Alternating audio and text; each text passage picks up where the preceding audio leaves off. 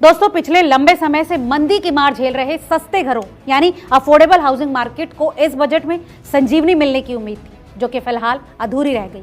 ये सच है कि अफोर्डेबल हाउसिंग बाजार में लंबे समय से मंदी छाई हुई, लेकिन इस बजट में भी इसे लेकर कोई बड़ी राहत नहीं दी गई। ऐसे में जहां मिडिल क्लास और बिल्डरों में मायूसी है, वहीं सरकारी प्रॉपर्टीज और डेटा सेंटर्स पर बड़े फैसलों ने निवेशकों के लिए नए रास्ते खोल दिए। लेकिन रियल एस्टेट जगत के जानकारों का भी मानना है कि इस बार के केंद्रीय बजट में सस्ते और किफायती घरों की मांग को दोबारा बढ़ाने के लिए कोई ठोस कदम नहीं उठाए गए। चलिए एक एक कर जानते हैं कि इस बारे में एक्सपर्ट्स क्या कह रहे हैं। इस पर अपनी प्रतिक्रिया देते हुए एनरॉक ग्रुप के चेयरमैन अनुज पुरी कहते हैं कि रियल एस्टेट क्षेत्र के लिए ये एक बड़ी निराशा है।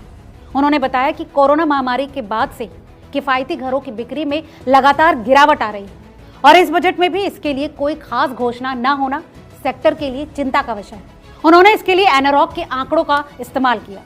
कहते हैं कि कोरोना महामारी के बाद सस्ते घरों की बिक्री में भारी गिरावट आई।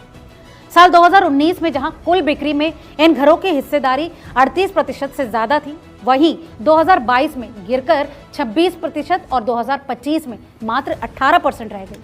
अनुज पुरी आगे कहते हैं कि इस सेक्टर को बचाने के लिए खरीदारों और बिल्डरों को ब्याज में छूट जैसे सीधे फायदों की सख्त जरूरत थी। वहीं बजट में सस्ते घरों की परिभाषा को बदलने या फिर आर्थिक मदद देने जैसी कोई घोषणा न होना निराशाजनक है, क्योंकि शहरों में सबके लिए घर के सपने को पूरा करने के लिए ये बहुत जरूरी था। इस बारे में नाइट फ्रैंक इंडिया के चेयरमैन शिशिर बैजल भी इस बात से सहमत है।